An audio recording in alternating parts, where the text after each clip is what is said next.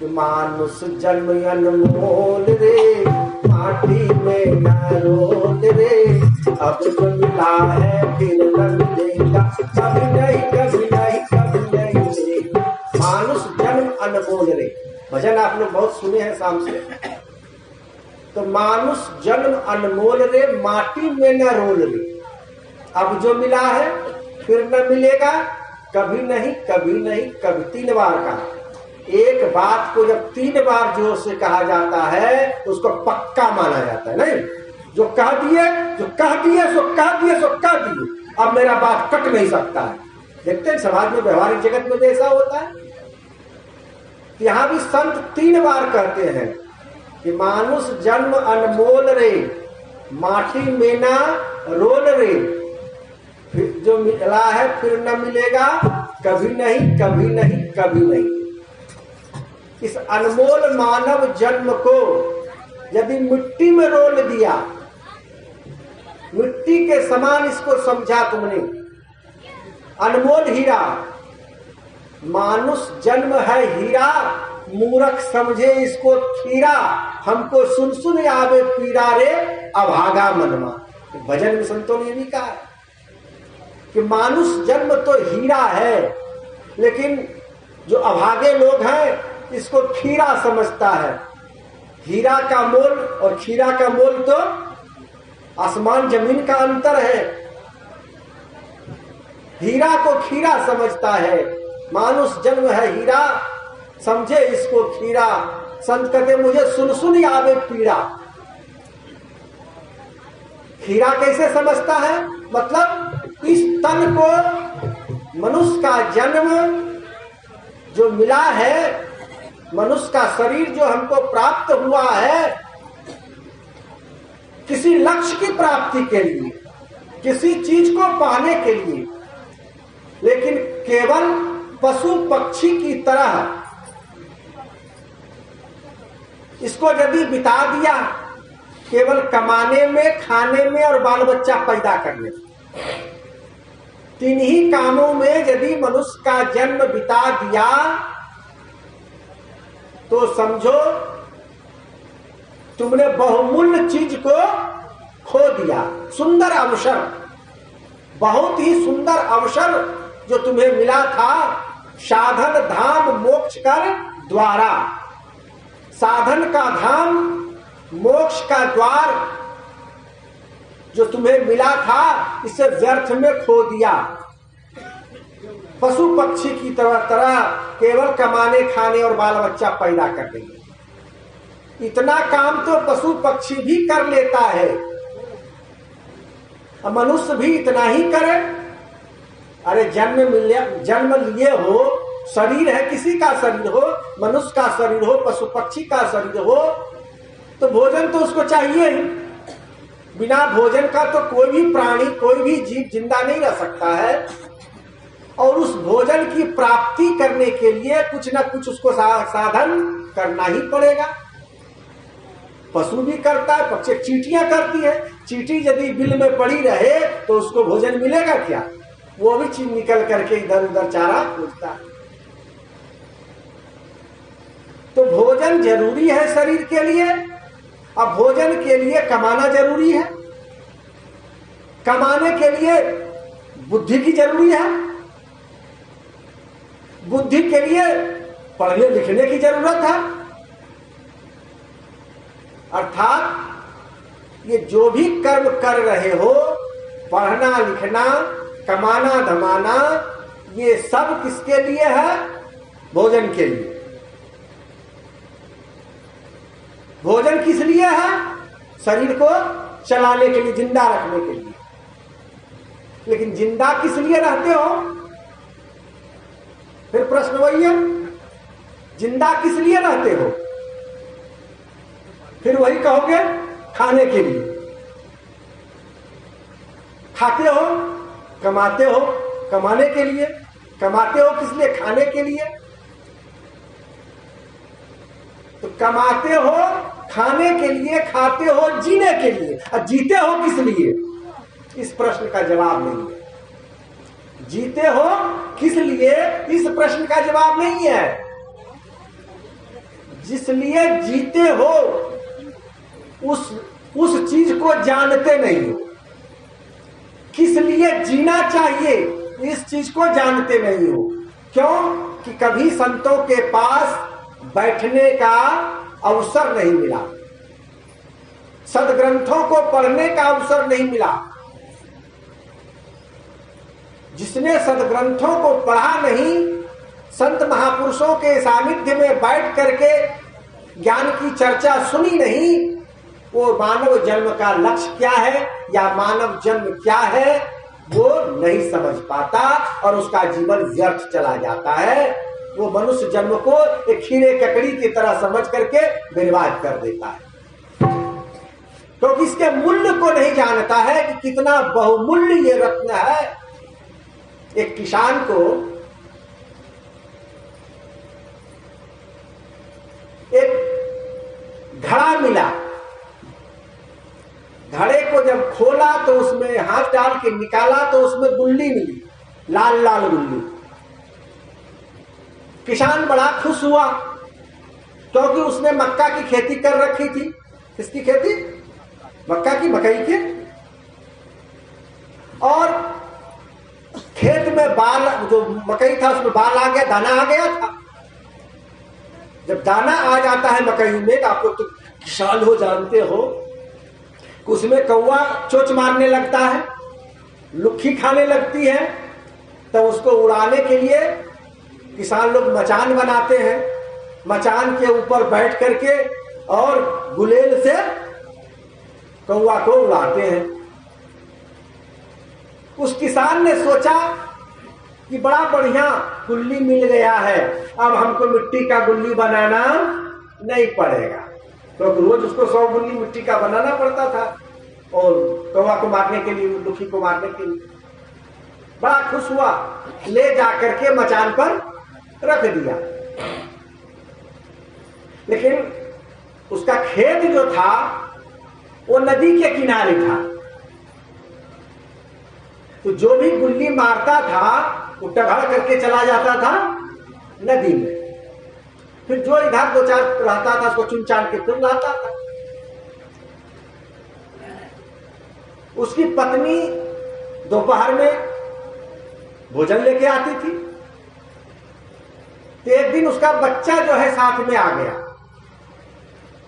और मचान के नीचे जहां खूंटा गड़ा था उसी के पास एक गुल्ली गिरा हुआ था, लाल लाल। उस बच्चे ने उसको देखा और हाथ में ले लिया, क्योंकि छोटे बच्चों को लाल लाल रंग से बड़ा प्रेम होता है। तो उस गोली को लेकर के, गुल्ली को लेकर के उधर चला गया। इधर किसान किसानी करते करते दिन रात वो जो है वही पड़ा रहता था। जब बाल पकेगा उसके बाद उसका कटनी करेगा भुट्टा, फिर जो है उसका दाना निकालेगा, तब तो घर जाएगा, तब तो बासा पर वही रहता। इधर क्या हुआ, जो गुल्ली लेके जो बच्चा आया था, संजोग से एक दिन वो महिला जो थी वो भोजन बना रही थी। शाम का वक्त था, अंधेरा हो चुका था। चूल्हे पर जो है सब्जी का बटलोही चढ़ा दी, उसमें तेल डाल दी, जीरा डाल दी और क्या डालते हैं, लहसुन, मिर्चा, छौंक का सामान, तेजपात वगैरह डाल दी और उसके बाद सब्जी भी छौंक डाली, हल्दी भी डाल दी। और नमक के हंडी में हाथ देती है तो नमक था नहीं, उसको याद नहीं रहा लाने का। अब तो भाई चिंता में पड़ गई, लवण बिना बहुव्यंजन। जैसे जितिया में कितना तरकारी खाते हैं, 7-8 गो कम से कम, 7-8 गो विभिन्न प्रकार के एकदम मसालेदार महंगी सब्जी बनी हो और नमक किसी में नहीं हो, स्वाद लगेगा जी? करेला में और ककोरी में अंतर मालूम पड़ेगा। लवण बिना बहुव्यंजन, जैसे अनेक प्रकार का व्यंजन हो, यदि उसमें नमक नहीं हो तो सारा व्यंजन बेकार है। वो बेचारी सोच में पड़ गई, क्या करे, शाम का वक्त है, बक्सा उक्सा देखती है, कहीं पैसे भी नहीं देख, बड़ा मुश्किल। शाम का वक्त, पड़ोसी जो है नमक और हल्दी पैसा नहीं देती। अब तो लोग पैसा लेने जाते ही नहीं है, लेकिन पहले के जमाने में पैसा लेने जाते थे। तो शाम के वक्त में नमक और हल्दी पैसा नहीं दिया जाता है। अब बेचारी बड़ी चिंता में, कैसे खाएंगे रात में ये सब्जी।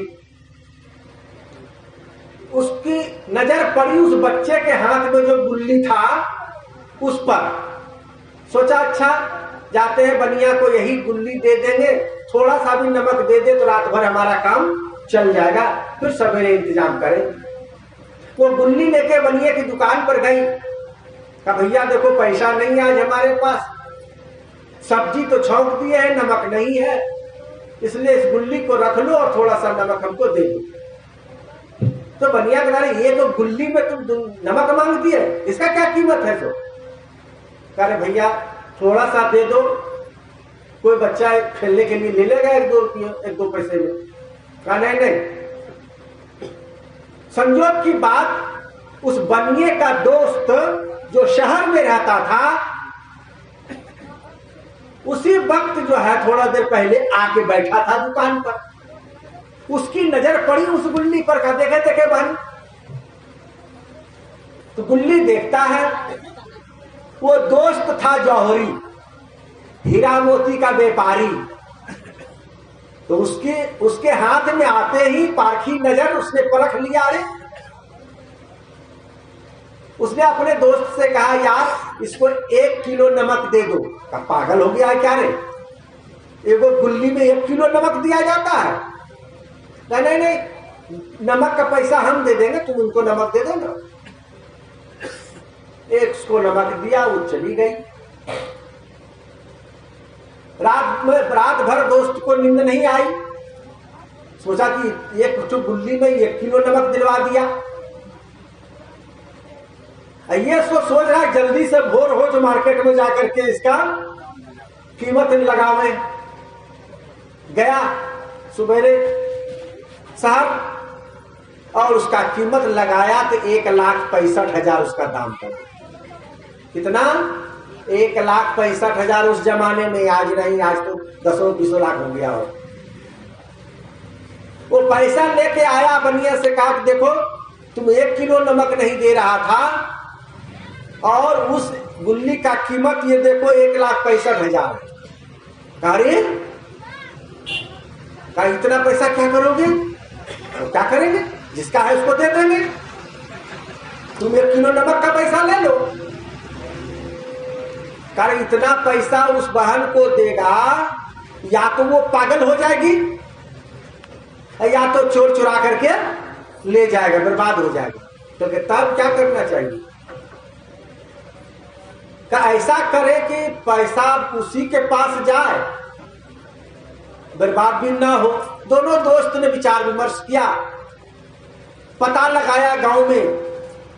एक व्यक्ति जो है जमीन बेच रहा था, उस जमाने में 20,000 रुपया बीघा था, तो 1 लाख का 5 बीघा जमीन उसने खरीदा उस बहन के नाम पर। और उसकी जो झोपड़ी थी, उस झोपड़ी को तोड़वा करके और वहां 2 महला मकान बना दिया। तब तक जो है वो किसान जो बासा पर था मचान पर, उसको इस सब बात का पता नहीं। इकट्ठे वो जो है मकई तैयार करके बैलगाड़ी पर लाद करके और गांव में आया। गांव में आया है तो देखता क्या है कि मेरा घर कौन दखल कर लिया है, मेरी झोपड़ी को तोड़ करके कौन महल बना लिया।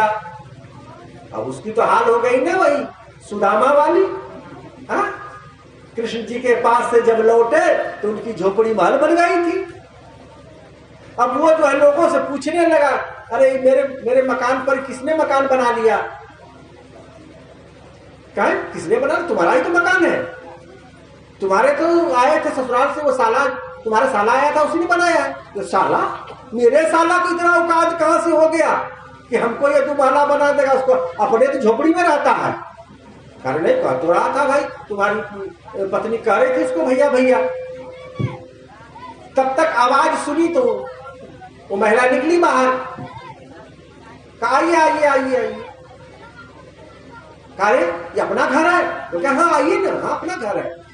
अब वो तो घर ही देख रहा है, चारों तरफ निहार रहा है कि घर कैसे बन गया, कैसे हो गया। तो बताएंगे ना, आइए ना पहले अंदर। अंदर ले गए, वो घर देख रहा है चमकता हुआ चारों तरफ बाहर, और पूछता जा रहा है कैसे हुआ कैसे हुआ। का बताते ना, पैर हाथ तो धो लीजिए, जल जलपान तो कुछ कर लीजिए। जल्दी से उसने हाथ पैर धोया। जलपान की थाल जब आगे आई तो खाएगा क्या बेचारा? उसके तो मन में खुदबुदी चल रहा है कि हुआ तो हुआ कैसे, कैसे बना, वो जानना चाह रहा है।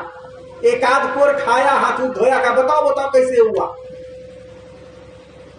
तब उसने सारी कहानी बताई, कैसे बनिया कि यहाँ नमक के लिए गया और उसका दोस्त, पूरी कहानी को सुनाया। कहा एक के गुल्ली में इतना बड़ा महल फिट लग गया उसको दांती लग गया।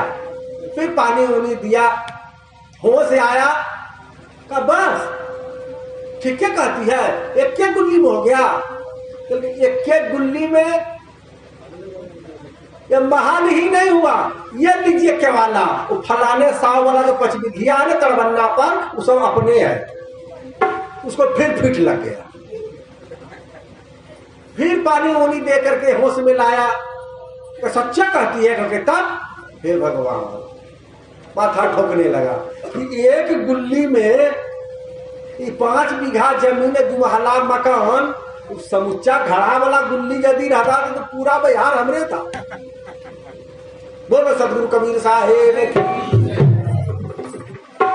हीरा तो था उसके पास, लाल तो उसके पास था, लेकिन उसका कीमत वह नहीं जानता था। उसको गुल्ली के भाव, मिट्टी के गुल्ली के भाव में उसने कौवा उड़ाने में बर्बाद कर दिया। कौवा उड़ाने में, काग उड़ावत भुजा सिरानी, वैसे बीजक में कहा है, काग उड़ावत भुजा सिरानी, कहे कबीरिया कथा सिरानी। कौवा को उड़ाने में हम लोगों ने भी जिंदगी को गंवा दिया है। जिंदगी को, पूरी जिंदगी को कौवा उड़ाने में, ये जो सारा संसार का जगत प्रपंच है, ये जगत प्रपंच उसी कौवा उड़ाने की भांति है। और इसी में जीवन बिता दिए, कभी भगवान का नाम नहीं, कभी सुमिरन नहीं किए, कभी भजन नहीं किए, कभी सत्संग में नहीं गए, कभी तीर्थ यात्रा में नहीं गए, कभी दान पुण्य नहीं किया, कभी गरीबों को एक मुट्ठी अनाज नहीं दिया, प्यासे को पानी पिलाया नहीं। बाद अमृत पिलाने से क्या मिलेगा? ये प्यासे को तुमने तो एक गिलास पानी नहीं दिया, भूखे को अन्न नहीं दिया, और अमृत पीना चाहते हो तो कैसे पी पाओगे? इसलिए जीवन में, इस जीवन को समझने के लिए, इस मनुष्य जन्म को समझने के लिए, मानव तन की सार्थकता को समझने के लिए, सबसे पहले संत महापुरुषों के पास बैठ करके संतों की वाणी को ठीक से सुनना चाहिए। गोस्वामी तुलसीदास जी महाराज ने लिखा है रामचरितमानस में कि सुनी समुझई जन मुदित मन, मज्जहि अति अनुराग, लहहि चार फल अछत तनु, साधु समाज प्रयाग। कहते हैं कि सुनी समुझई जन मुदित मन, संत महापुरुषों के मुखार बिंद से निकली हुई अमृतवाणी का जो श्रवण पान करता है, तत्चित्त होकर के, एकाग्र होकर के, शांत भाव से, उसे ही मोक्ष मुक्ति की प्राप्ति होती है। आत्मावारे श्रोतव्य, आत्मा वाले श्रोतव्य मंतव्य निधिध्यासितव्य। आत्मा के संबंध में, इस चैतन्य के संबंध में, ईश्वर परमात्मा के संबंध में, अपने जीवन के संबंध में सबसे पहले संत महापुरुषों के पास बैठ करके सुनो कि आत्मा क्या है, यह जीव क्या है, परमात्मा क्या है, यह शरीर कैसे बना है, शरीर का निर्माण किन किन तत्वों से हुआ है। जो आध्यात्मिक सवाल है, उस सवाल का जवाब संतों के सानिध्य में बैठ करके, गुरु के समीप में बैठ करके उसको ठीक से सुनना चाहिए। सबसे पहले श्रोतव्य, सुनी समझाई। केवल सुनने से भी काम नहीं चलेगा। इस कान से सुना और इस कान से निकाल दिया तो भी नहीं समझ पाएगा। सुनी समझाई, सुनने के बाद उसको समझने का कोशिश करो। श्रोतव्य मंतव्य, उसका मनन करो, चिंतन करो, विचार करो। तो जो सुनता है वही समझ सकता है, जो सुनेगा ही नहीं तो समझेगा क्या। और सुनने के लिए आपको या तो संतों के पास बैठना होगा, संतों के पास बैठ करके ठीक से सुनना होगा, और सुनी हुई बातों को अपने भेजा में, अपने दिल दिमाग में बैठा करके घर ले जाना होगा। वहां एकांत में बैठ करके उसको फिर से याद करके संतों ने क्या कहा, उस पर चिंतन करोगे, विचार करोगे। जैसे संत लोग उदाहरण देते हैं कि पशु जो है पहले चारा खा लेता है, फिर एकांत में बैठ करके और निकाल के क्या करता है, गाली करता है। तो उसी प्रकार से जो भी वाणी वचन आपने सुना है, उन वाणी वचनों को याद करके, एकांत में याद करके उस पर पुनर्विचार करो, चिंतन करो। इस शब्द का क्या अर्थ है, क्या मतलब है, संतों ने जो कहा, जो उपदेश दिया, उसका भाव क्या था। उसके श्रवण से या उसको अपने जीवन में उतारने से हमको क्या लाभ मिलेगा। क्योंकि बिना लाभ का कोई व्यक्ति कोई काम नहीं करता है। हर व्यक्ति लाभ चाहता है, हानि कोई नहीं चाहता। तो लाभ तो आपको तब होगा जब आप उस पर विचार करें। सुनी समझाई जन मुदित मन।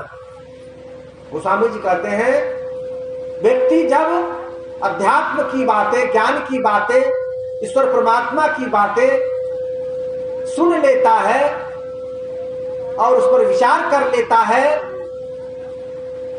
तब वह मुदित मन, क्या होता है, उसका मन कैसा हो जाता है, प्रसन्न हो जाता है। जब आध्यात्मिक बातें समझ में आने लगती है, निज स्वरूप का बोध जब होने लगता है, ज्ञान जब प्रस्फुटित हो जाता है, अज्ञान का तिमिर जब नाश हो जाता है, तब जो है मन जो है वो प्रसन्न चित्त हो जाता है। सुनी समझाई जन मुदित मन, मज्जई अति अनुराग। फिर मज्जन करता है। जब मज्जन करता मतलब आत्मसात करता है, अंगीकार करता है, अपने जीवन में उतारता है उन बातों को।